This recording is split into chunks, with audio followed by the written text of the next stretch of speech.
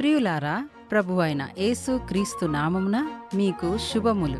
TWT Telugu జీవజలం కార్యక్రమానికి మిమ్మును ప్రేమపూర్వకంగా ఆహ్వానిస్తున్నాము. రండి, పరిశుద్ధ దేవుని వాక్యాన్ని ధ్యానం చేద్దాం.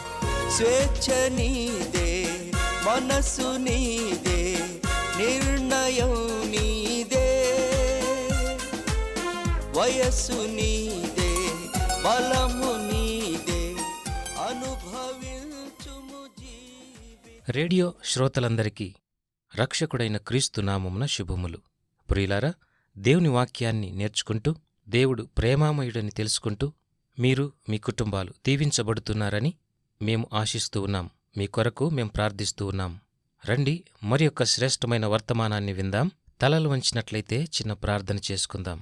మహిమాన్వితుడైన మా ప్రియ పరలోకపు తండ్రి, నిస్సహాయ స్థితిలో ఉన్న మా జీవితాలను గమనించి మాకు పాపక్షమాపణను అనుగ్రహించి నిత్య రాజ్యానికి వారసులవ్వటానికి వాక్యం ద్వారా పోషిస్తున్నందుకు వందనాలు. మా కొరకై ఏర్పాటు చేయబడిన పరిశుద్ధమైన లేఖనాలను మేము ధ్యానిస్తూ ఉండగా సహాయము చేయమని, గ్రహింపగల మనస్సాక్షిని, నిర్ణయాలు తీసుకోవటానికి మనస్సును అనుగ్రహించుమని మీ ప్రియకుమారుడైన యేసుక్రీస్తు నామమున ప్రార్థిస్తున్నాము పరలోకపు తండ్రి. ఆమెన్.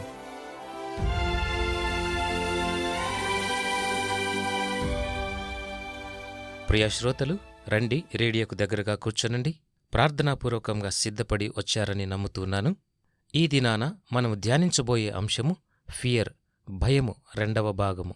గత వర్తమానములో నేర్చుకున్న అంశాలు గుర్తున్నాయని నేను అనుకుంటున్నాను. మరి ఈ దినం కూడా అదే అంశం మీద మరికొన్ని విషయాలు నేర్చుకుందాం. మీరందరూ వాక్యాన్ని వినటానికి ఆసక్తిని చూపిస్తున్నందుకు సంతోషిస్తూ ఉన్నాను.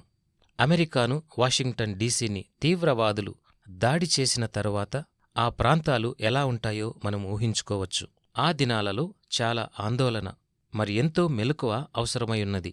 ఈ సంఘటన జరిగిన తర్వాత రాబోయే దినాలలో ఒకవేళ మళ్ళీ ఇదే రీతిగా జరుగుతుందేమో అని చాలా జాగ్రత్త వహించాలి. కాని మన విశ్వాస జీవితాలలో క్రీస్తును అంగీకరించిన తరువాత భయపడము.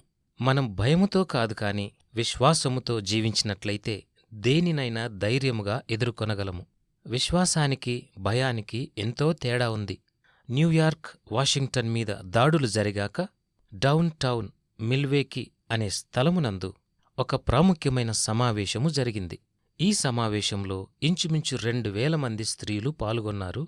ఆ స్త్రీలు ఒక విమానములో అక్కడికి చేరుకున్నారని ఒక విలేకరి గ్రహించాడు. అక్కడ ఉన్న విమానాలను చూచి చాలా ఆశ్చర్యపడ్డాడు. ఎందుకంటే దాడి జరిగిన తరువాత ఇలాగున విమానాలు ఎగరటము ఇది మొదటిసారి. ఈ విలేకరి ఒక స్త్రీ దగ్గరకు వెళ్ళి, దాడి జరిగిన తరువాత విమానాలలో ప్రయాణం చేయటానికి మీరు భయపడలేదా అని ఒక ఇంటర్వ్యూ చేశాడు. ఆ విధంగా విమానమెక్కి రావటానికి ఎందుకు భయపడలేదు అన్నదానికి జవాబు తెలుసుకోవాలని ఆశపడ్డాడు. అయితే ఆమె ఇచ్చిన జవాబు మనకు కూడా చాలా ఆశ్చర్యాన్ని కలిగిస్తుంది. ఆమె ఏమనిందో తెలుసా? నేను భయముతో కాదు, విశ్వాసముతో జీవిస్తున్నాను. ఇది ఎంతో గొప్ప మాట సుమి. ఇది అద్భుతమైన విశ్వాసము. ఆమె యొక్క ఉద్దేశము ఏమిటంటే, ఏ దుర్ఘటనలు జరిగినా, ఎన్ని అసౌకర్యాలు జరిగినా నా జీవితం మారదు, ఇలాగే విశ్వాసంలో కొనసాగుతాను అని దాని అర్థం. 20 సంవత్సరాల నుండి నేను ఇశ్రాయేలు దేశమునకు పోతూనే ఉన్నాను. అక్కడ జరుగుతున్న అనేక పరిస్థితులను గమనిస్తూనే ఉన్నాను. ఎవరైనా ఏదైనా స్తంభము దగ్గరనో, వీధి లైట్ల దగ్గరనో ఒక చిన్న మూట కనిపిస్తే అది బాంబ్ అనుకుని అక్కడి నుండి దూరముగా పారిపోతారు. లేదా ఏదైనా వింత జరుగుతుందేమో అని అనుమానాస్పదంగా గమనిస్తూ ఉంటారు. వెంటనే ఆ దరిదాపుల్లో ఎవరైనా సైనికుడు కనపడితే లేదా పోలీసులు కనపడితే ఈ విషయాన్ని వారికి తెలియచేయటానికి ప్రయత్నం చేస్తారు. వాస్తవానికి ఇశ్రాయేలు దేశము ఒక 30 సంవత్సరముల నుండి పోలీసు దేశంగా ఉంది. ఈ దేశమే కాదు, మధ్య పాశ్చ్య దేశాలు కూడా, అంటే మిడిల్ ఈస్ట్ దేశాలు కూడా పోలీసు దేశాలే. ఒకవేళ మనము ఆ దేశాలను గమనించినట్లయితే మనము నడిచిన ఆ కొద్ది దూరంలోనే 6 లేక 7 సైనికులను మనం చూడగలం. వారు నిత్యము తుపాకీలు పట్టుకొని తిరుగుతూ ఉంటారు. ఒకవేళ ఈ విషయం మనకు తెలియకపోతే వారితో ఏదైనా మనకు ముప్పుందేమో అని భయపడతాం. ఆశ్చర్యమేంటంటే ఆ సైనికులలో అనేకులు యువకులే, కాలేజీ విద్యార్థులు, అంతేకాదు మగవాళ్లే కాదు, ఆడవాళ్లు కూడా ఉన్నారు. ఎప్పుడూ లోడెడ్ గన్స్ పట్టుకుని తిరుగుతూ ఉంటారు. వారి ఉద్దేశమేంటంటే ఏ నిమిషమైనా ఎలాంటి దాడులనైనా ఎదుర్కోవటానికి సిద్ధంగా ఉంటారు. ఈ కారణాన ఎక్కడ ఎలాంటి దుర్ఘటనలు జరగకుండా ఆగేవి. కొన్నిచోట్ల స్పోర్ట్స్, రెస్టారెంట్లు కూడా స్వేచ్ఛగా తెరిచి ఉంచేవాళ్లు. అంతేకాదు వ్యాపారాలు కూడా సాఫీగా జరుగుతుండేవి. ఎవ్వరూ తమ ఇళ్లల్లో భయముతో ఉండేవారు కాదు. నా ఆలోచన ప్రకారము క్రైస్తవులైతే ఏమని గ్రహించాలి? దేవుని ఎరుగని వారికి భయము ఉంటుంది, మరణము తరువాత నిత్య జీవము ఉంది అని తెలుసుకోవాలి. దాని కొరకు పాపక్షమాపణ పొంది రక్షింపబడాలి అని తెలిసి కూడా రక్షింపబడని వారికి భయము ఉంటుంది. నేను చనిపోయిన తరువాత నేనెక్కడికెళ్తానో నాకు తెలుసు. నేను దేవుణ్ణి తెలుసుకున్నాను కాబట్టి నేను పరలోకమునకు వెళ్తానని ఒక నిరీక్షణ ఉంది. మరి నీలో ఆ నిరీక్షణ ఉందా? లేక మరణము గురించి భయపడుతున్నావా? నీ ఆత్మకు రక్షణ లేక జీవితంలో భయాన్ని అనుభవిస్తూ ఉన్నావా? మారు మనసును నిర్లక్ష్యము చేస్తున్నావేమో ఒకసారి గ్రహించాలి. జేమ్స్ అనే ఒక పాస్టర్ గారు ఒక అద్భుతమైన విషయాన్ని తెలియజేశాడు. ఈ పాస్టర్ గారు తనకు దేవునికి మధ్య ఉన్న సంబంధాన్ని తెలియజేస్తున్నాడు. తాను తన యవ్వనములో చాలా నిర్లక్ష్యముగా ఉండేవాడు. అతనిని నిద్ర నుండి లేపటానికి గడియారపు రేడియో ఉన్నది. ఒక దినాన నిద్రలేవటానికి అల్లారాన్ని సెట్ చేసుకున్నాడు. ఆ అల్లారము ఎప్పుడు మొదలవుతుందంటే డాక్టర్ బార్న్ హౌస్ అను ఒక గొప్ప అద్భుతమైన బోధకుడి యొక్క ప్రసంగము రేడియోలో వచ్చినప్పుడు. ప్రతిరోజూ అది అతని అలవాటు. కాని ఒకరోజు ఆ అల్లారం నిద్ర మేల్కొన్నప్పుడు అనాలోచితంగా ఆ పాస్టర్ గారు చెప్పే వాక్యము వినిపించింది. ఆ వాక్యాలను అలాగే వింటూన్నప్పుడు ఆ ప్రసంగంలో డాక్టర్ బార్న్ హౌస్ ఇలా ప్రశ్నించాడు: ఒకవేళ ఈ క్షణములో నీవు చనిపోయి పరలోకమునకు వెళ్తే ఏ హక్కుతో నీవు పరలోకమునకు వచ్చావని దేవుడు నిన్ను అడిగితే నీ జవాబేంటి అన్న మాట పదే పదే అతనికి వినిపించింది.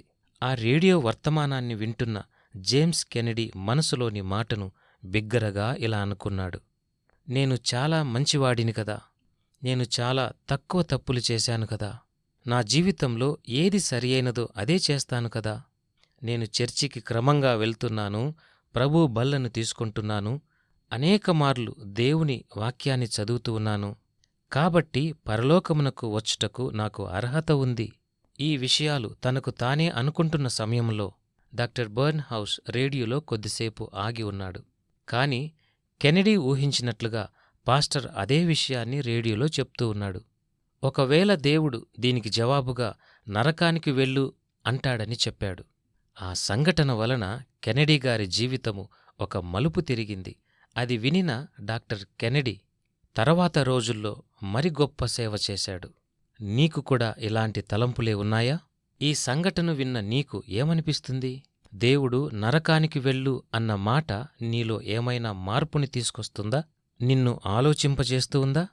డాక్టర్ కెనడీ అయితే దేవుడు అన్న ఆ మాటను బట్టి దేవుడు ఎందుకు ఇలా అన్నాడు బైబిల్ గ్రంథమును క్షుణ్ణంగా వెతికి పరలోకమునకు పోవుటకు ఒకే మార్గము ఉందని కనుక్కున్నాడు. గమనించాలి, చర్చికి వెళ్లటం బట్టి కాదు, బైబిల్ చదవడం బట్టి కాదు, ప్రభు బల్లలో క్రమంగా పాల్గొనుటను బట్టి కూడా కాదు, మరికొంతమంది ఊహించినట్లుగా మంచి పనులు చేయుటను బట్టి కూడా కాదు. యేసుక్రీస్తు రక్తము మన పాపములను కడిగినప్పుడు మాత్రమే ఆ పరలోకమునకు వెళ్ళగలమని తెలుసుకున్నాడు. అప్పుడు దేవుడు, నీవు నా కుమారునియందు విశ్వాసముంచి ఆయన నీ పాపముల కొరకు శిలువపై మరణించాడు అని నమ్మి పాపక్షమాపణ పొందినావు కాబట్టి నిన్ను పరలోకమునకు ఆహ్వానించుచున్నాను అని దేవుడు ఒక ప్రేమపూర్వకమైన ఆహ్వానాన్ని అందిస్తాడు. ఈ గొప్ప భాగ్యము ఉచితముగా వచ్చేది. ఈ ఉన్నతమైన పిలుపు అందరికీ. డాక్టర్ కెనడీ దాని కొరకు థియాలజీ చదివి అమెరికా దేశంలోనే ఒక గొప్ప థియాలజిస్ట్ అయ్యాడు. ప్రియా శ్రోతలు, డాక్టర్ కెనడీ గారు రాసిన అనేక పుస్తకాలను మీరు కూడా చదవాలని ఆశిస్తూ ఉన్నాను. ఆయన పశ్చాత్తాపము గురించి చెబుతూ, మనము పశ్చాత్తాపముతో దేవుణ్ణి సమీపిస్తే దేవుని యొక్క ఆహ్వానము మనకు తప్పక లభిస్తుంది. ఈ విషయంలో అతను ఎంతో ఖచ్చితంగా చెప్పాడు. అతడు అబద్ధపు ప్రవక్త కాదు. దురద చెవులు గలవారిని ఆయన సిద్ధము చేయడు. ప్రజలను నవ్వించే బోధలు ఆయన చేయడు. దేవుడు మన హృదయాలలో ఏది ఉండాలనుకుంటాడో అదే ఆయనతో చెప్తాడు. దేవుని సన్నిధిలో క్షమాపణ కొరకు మనం వెదకాలి. అప్పుడు ఆయన తన అపారమైన ప్రేమతో మనలను కౌగిలించుకుని మన పాపములను క్షమించి మనలను ఆదరించి మనకు ఒక క్రొత్త ఆనందాన్నిస్తాడు. మనము పశ్చాత్తాపపడితే ఆయన మనకు ఒక నూతనమైన నిరీక్షణ, నూతనమైన సమాధానమునిస్తాడు. అప్పుడు భయము మనలో ఉండదు. చనిపోతామేమో అన్న భయము అస్సలు ఉండదు. మనము చనిపోవుటకు భయపడము. అంతేకాదు, మనము దేవుని సేవను చేయటానికి సిద్ధపడతాం. అప్పుడు మనం ఎంత ధైర్యంతో ఉంటామో తెలుసా? క్రీస్తుతో కూడా బ్రతకటానికి సిద్ధపడతాము. అవసరమైతే ఆయన కొరకు చనిపోవటానికి కూడా సిద్ధపడతాం. ఇదే దేవుడిచ్చే గొప్ప ధైర్యం. మరి ఇంత గొప్ప ధైర్యాన్ని నువ్వు సంపాదించుకోవాలని అనుకుంటున్నావా? ప్రియ సహోదరుడా, సహోదరి, ఈ క్షణాన నీ పాపములను గురించి క్షమాపణను దేవుని సన్నిధిలో అడుగు. ఆయన నీ పాపములను క్షమించి నీ జీవితానికి నెమ్మదినిస్తాడు, సంతోషాన్ని అనుగ్రహిస్తాడు, నీ కుటుంబాన్ని ఆశీర్వదిస్తాడు. ఈ లోకంలో ఆయన కొరకు నీవు బ్రతకటానికి సిద్ధపడినట్లయితే ఆ నిత్య జీవాన్ని కూడా ఇస్తాడు. తలలు వంచండి, చిన్న ప్రార్థన చేస్తాను. జీవముగల పరలోకపు తండ్రి, ఈ రేడియో వర్తమానాల ద్వారా పాప క్షమాపణ పొందాలని ఆశిస్తున్న మా ప్రియులను మీరు దర్శించండి. వారిని క్షమించి నూతన జీవితాన్ని దయచేయండి. నిత్య నరకాగ్ని నుండి వారిని తప్పించి నిత్య జీవములో ప్రవేశించటానికి అర్హతను దయచేయండి. ఈ లోకంలో బ్రతికినంతకాలము లోకం వైపు చూడక, అత్యాశలతో నడవక, పాపములో జీవించకుండా ఒక పరిశుద్ధమైన జీవితాన్ని జీవిస్తూ నీ ప్రియకుమారుడైన యేసుక్రీస్తుతో కలిసి నడుచుట నేర్పించుమని, ఒక నూతన జీవితాన్ని, నూతన సమాధానాన్ని, ఒక శాంతిని అనుగ్రహించుమని, వారి జీవితాల్లో ఉన్న భారాన్ని తొలగించుమని నీ ప్రియకుమారుడైన యేసుక్రీస్తు పరిశుద్ధ నామమున ప్రార్థిస్తున్నాము పరలోకపు తండ్రి. ఆమెన్.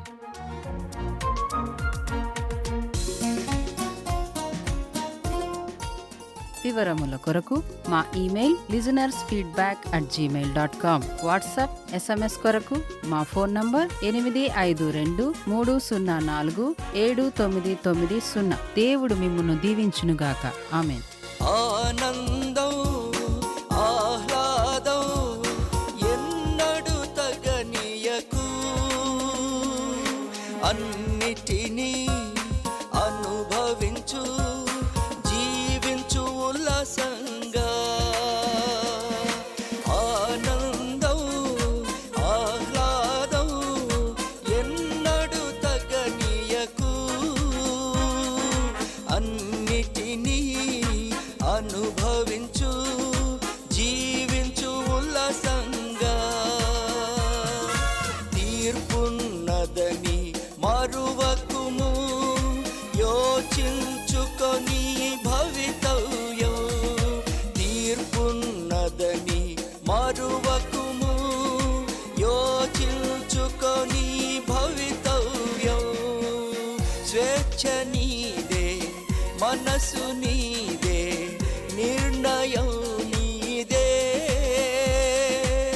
వయస్సు నీదే, బలము నీదే, అనుభవించుము జీవితం.